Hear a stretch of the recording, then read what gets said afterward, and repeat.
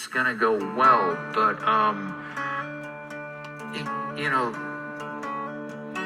the thing with recording is like you're just doing what feels good at the time,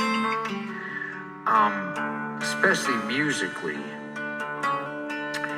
But what I find is that, all right, so my lyrics are okay a couple years ahead of time, but then our music, because we just do what feels good, is never in sync with what flavor of the month is. Yeah.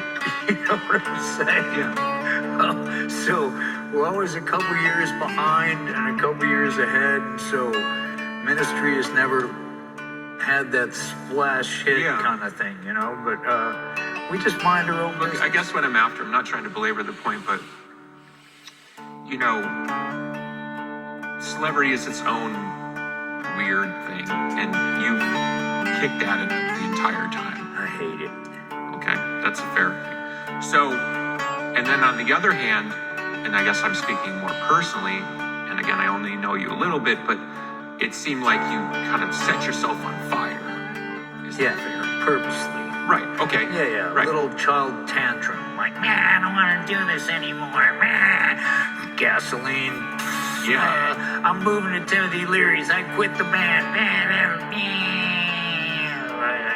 Right, but the mystical side of that, and maybe it's not the right word you would use, but I find that fascinating because in American life, there aren't a lot of people that do that. And it's like either live to talk about it or have a work product to demonstrate the path through madness or the keyhole or, you know, Lewis Carroll. You, as an artist and auteur, you've always sort of shown what you've seen through the keyhole, right? Is that fair? Yeah, I'm just basically going through life with, okay, this is a dated thing, but like with a Polaroid camera. Yeah. That's a song, that's a song, that's a song, that's a song. And leave it at that. But trying to make it so instead of just like what has caused a reaction of this photo at that time, which dates it, why is the photo making people so there's always a level deeper than just taking pictures and doing a song. Yeah. Why am I taking this picture? Why are people going to be attracted to this picture or repulsed by this picture? Yeah. Which is, in my estimation, is the same thing. That's what people don't understand about art. If it engenders love and attraction or repulsion, it's really the same energy. It's just goes in with directions.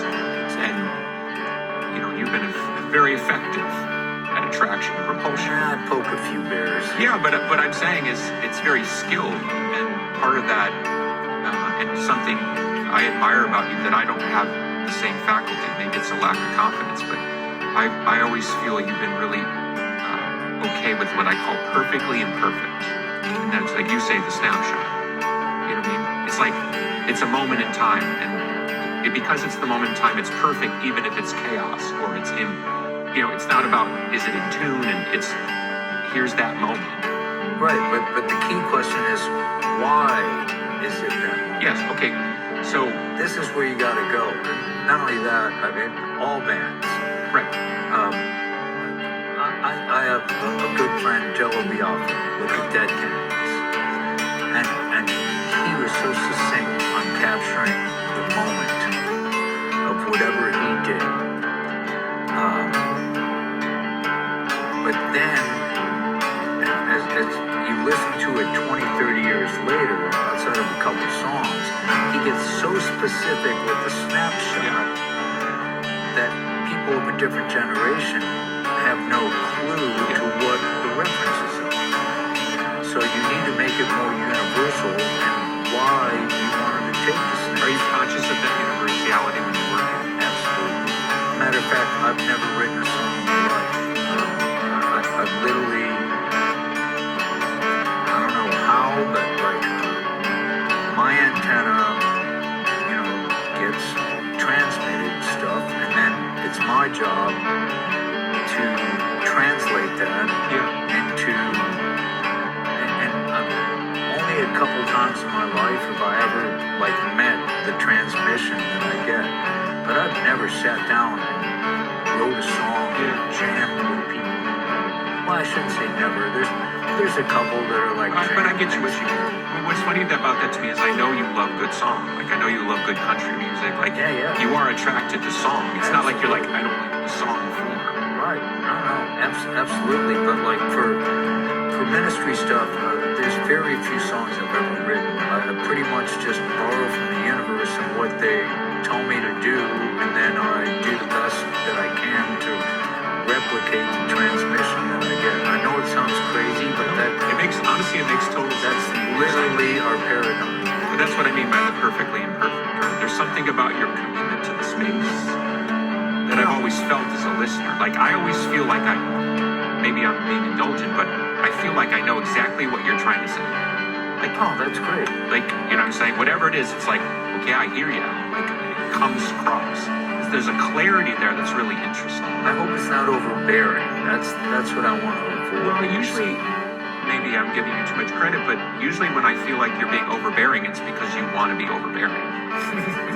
Does it make sense? It's like you're drilling this in my head because you want to drill this in my head. That's part of the chaos factor of it all. You know, from whether it's Sufi music, repetition is part of the, absolutely, the disassociative nature of